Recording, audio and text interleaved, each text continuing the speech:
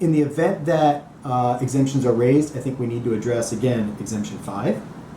We need to address Exemption 3, which is something that has been a big problem for a number of years, both in terms of exemptions being introduced and the fact that when they're introduced in Congress, people don't really learn about them until it's almost too late. And most of these exemptions are either duplicative in that the information that Congress and most likely an agency are seeking to withhold from public view is already being withheld properly, perhaps through another exemption, or if not, are probably duplicitous. They're snuck through in the middle of a 100-page bill.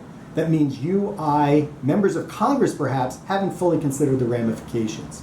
That has to stop. There has to be a focus and, again, a priority on FOIA. That means people will read that part of the bill, will consider that part of the bill before we have a very tiny exemption to help largely sometimes special interests.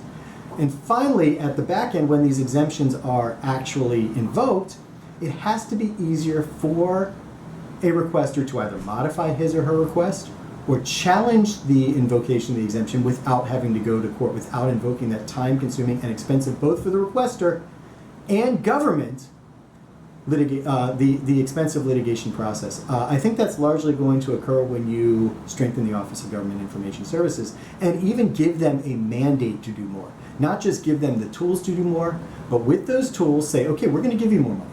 We're going to make it easier for you to do your job in overseeing the agencies and overseeing government-wide implementation of FOIA.